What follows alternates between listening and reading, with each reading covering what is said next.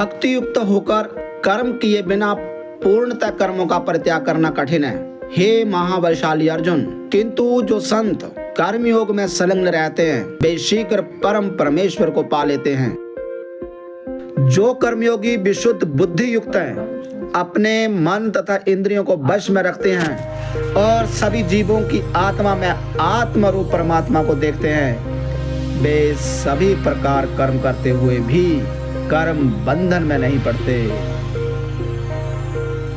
कर्मयोग में दृढ़ निश्चय रखने वाले सदैव देखते, सुनते, स्पर्श करते, सूंघते, चलते फिरते, सोते हुए, श्वास लेते हुए, बोलते हुए, त्यागते हुए, ग्रहण करते हुए और आंखें खोलते या बंद करते हुए सदैव ये सोचते हैं मैं करता नहीं हूँ, और दिव्य ज्ञान के आलोक में ये देखते हैं कि भौतिक इंद्रियां ही केवल अपने विषयों में क्रियाशील रहती हैं।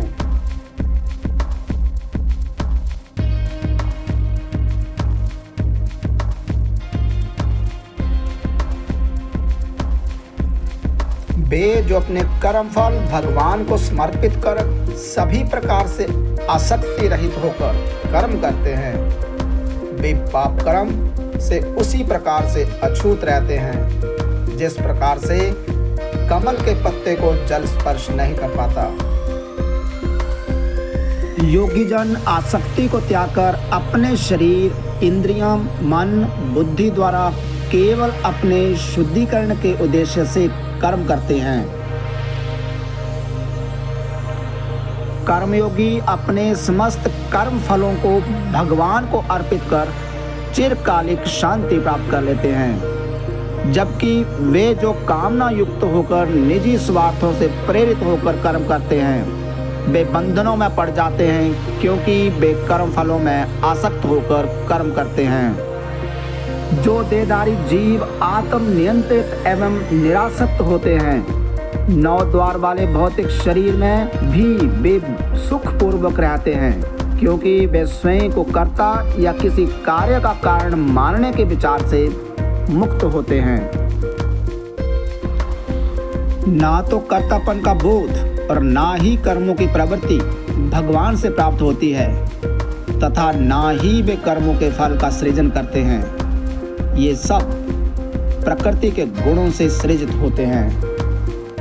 सर्वव्यापी परमात्मा किसी के पाप में कर्मों या पुण्य कर्मों में स्वयं को लिप्त नहीं करते, किंतु जीवात्माएं मोहग्रस्त रहती हैं, क्योंकि उनका वास्तविक आत्मिक ज्ञान अज्ञान से अछंदित रहता है। किंतु जिनकी आत्मा का अज्ञान दिव्य ज्ञान से विनष्ट हो जाता है, उस ज्ञान से परम तत्व का प्रकाश उसी प्रकार से प्रकाशित हो जाता है जैसे दिन में सूर्य के प्रकाश से सभी वस्तुएं प्रकाशित हो जाती हैं। वे जिनकी बुद्धि भगवान में स्थिर हो जाती है और जो भगवान में सच्ची श्रद्धा रखकर उन्हें परम लक्ष्य मानकर उनमें पूर्णतः तल्लीन हो जाते हैं, वे मनुष्य शीघ्र ऐसी अवस्था में पहुंच जाते हैं जहां से फिर कभी वापस नहीं आते, और उनके सभी पाप ज्ञान के प्रकाश से मिट जाते हैं। सच्चे ज्ञानी महापुरुष एक ब्राह्मण, गाय, हाथी, कुत्ते और चंडाल को अपने दिव्य ज्ञान के चक्षुओं द्वारा समदृष्टि से देखते हैं। वे जिनका मन समदृष्टि में स्थिर हो जाता है, वे इसी जीवन में जन्म और मरण के चक्कर से मुक्ति पा लेते हैं। वे भगवान के समान दोष रहित गुणों से संपन्न हो जाते हैं और परम सत्य में स्थिर हो जाते हैं। परमात्मा में स्थिर होकर दिव्य ज्ञान में दृढ़ विश्वास धारण कर और मोह रहित होकर वे सुख पदार्थ पाकर ना तो हर्षित होते हैं और ना ही अप्रिय स्थिति में दुखी होते हैं। जो बाह्य इंद्रिय सुखों में आसक्ति नहीं होते, वे आत्मिक परम आनंद की अनुभूति करते हैं। भगवान के साथ एक निष्ठ होने के कारण वे असीम सुख भोगते हैं। इंद्रिय विषयों के संपर्क से उत्पन्न होने वाले सुख यद्यपि संसारिक मनोदृष्टि वाले लोगों को आनंद प्रदान करने वाले प्रतीत होते हैं, किंतु वे वास्तव में दुखों का कारण हैं। हे कुंती पुत्र, ऐसे सुखों का आदि और अंत है, इसलिए ज्ञानी पुरुष इनमें आनंद नहीं लेते। वे मनुष्य ही योगी हैं जो शरीर को त्यागने से पूर्व कामनाओं और क्रोध के वेग को रोकने में समर्थ होते हैं। केवल वे ही संसार में सुखी रहते हैं।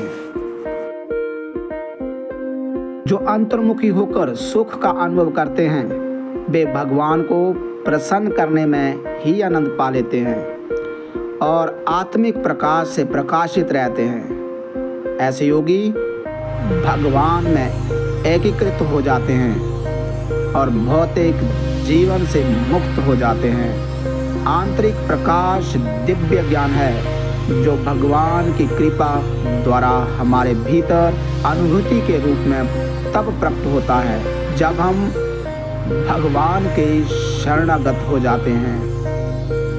वे पवित्र मनुष्य जिनके पाप धुल जाते हैं और जिनके संशय मिट जाते हैं और जिनका मन संयमित होता है, वे सभी प्राणियों के कल्याणार्थ समर्पित हो जाते हैं तथा वे भगवान को पा लेते हैं और सांसारिक बंधनों से भी मुक्त हो जाते हैं।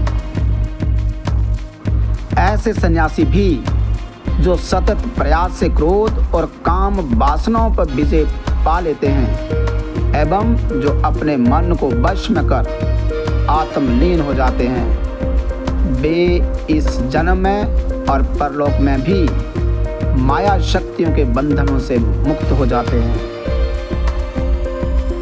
समस्त बाह्य इंद्रिय सुख के विषयों का विचार न कर अपनी दृष्टि को बाहों के बीच के स्थान में स्थित कर नासिका में विचरने वाली भीतरी और बाहरी श्वासों के प्रवाह को सम करते हुए इंद्रिय मन बुद्धि को संयमित करके जो ज्ञानी कामनाओं और भय से मुक्त हो जाते हैं, वह सदा के लिए मुक्त हो जाते हैं।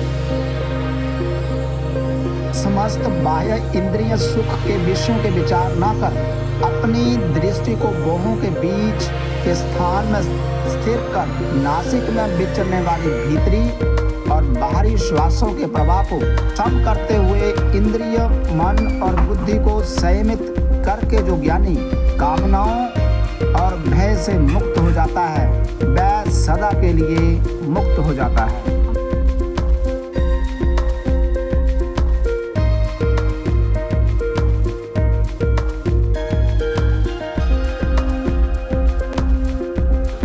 जो भक्त मुझे समस्त यज्ञों और तपस्याओं का भोक्ता और समस्त लोकों का परम भगवान और सभी प्राणियों का सच्चा हितैषी समझते हैं, वे परम शांति को प्राप्त होते हैं।